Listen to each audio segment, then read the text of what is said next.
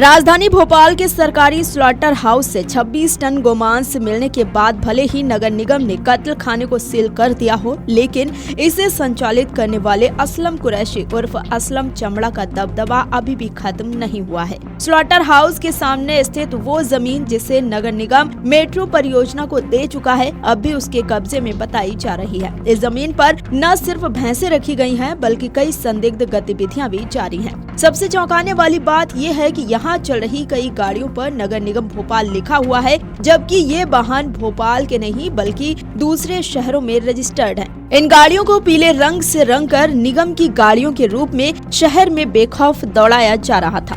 Ground zero से देखिए अमर उजाला के लिए संदीप तिवारी की ये रिपोर्ट। नमस्कार, मैं हूँ संदीप तिवारी, आप देख रहे हैं अमर उजाला। मध्य प्रदेश की राजधानी भोपाल में स्लॉटर हाउस का खेल अभी समाप्त नहीं हुआ है। जी हाँ, यहाँ पर 26 टन गौ मांस मिलने के बाद मामला गर्मा गया है। यहाँ पर लगातार परत दर परत खुल रही हैं। मैं आपको एक नई चीज़ें दिखाने आया हूँ। यहाँ पर ये स्लॉटर हाउस के जस्ट सामने की ज़मीन है। ये ज़मीन जो है ये नगर निगम की ज़मीन है, लेकिन जो असलम कुरैशी, जिसको चमड़ा के नाम से भी जाना जाता है, वो यहाँ पर कब्जा कर लिया है। ये कब्जा अभी तक संज्ञान में किसी की आया नहीं है। ये ज़मीन एक्चुअली जो ज़मीन है ये ज़मीन नगर निगम की है। ये ज़मीन नगर निगम अभी मेट्रो को दिया हुआ, यहाँ से मेट्रो गुजरेगी लेकिन यहाँ पर मेट्रो भी ऊपर से गुजर रही है, आप देख सकते हैं।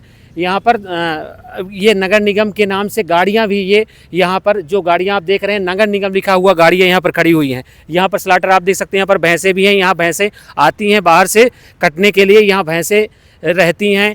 भैंसों को रखा गया है। हालांकि स्लॉटर हाउस पूरी तरह से सील कर दिया गया है, लेकिन ये अभी यहाँ पर कोई किसी प्रकार का न नगर निगम की कोई कार्रवाई है, न किसी को किसी प्रकार की कोई कार्रवाई कर रहा है। तो यहाँ पर लगातार अभी कब्जा बना हुआ है। ये ज़मीन नगर निगम की है और नगर निगम की नाम से गाड़ियाँ, जानकारी अभी जो हमने जुटाया है उस जानकारी के अनुसार जो गाड़ियाँ हैं ये नगर निगम की गाड़ियाँ नहीं हैं। ये गाड़ियाँ असलम कुरैशी की ही हैं और इन गाड़ियों पर नगर निगम लिखा गया है।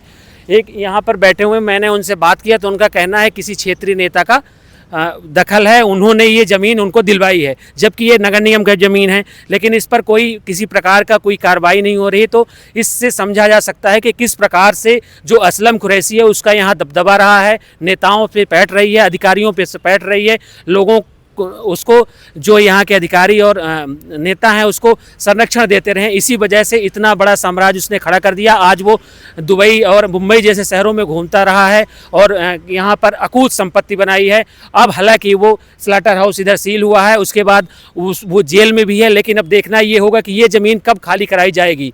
आप देख रहे थे अमर उजाला, मैं हूँ संदीप तिवारी। स्लॉटर हाउस से 26 टन गोमांस बरामद होने का सीधा अर्थ है कि करीब 260 गायों का वध किया गया।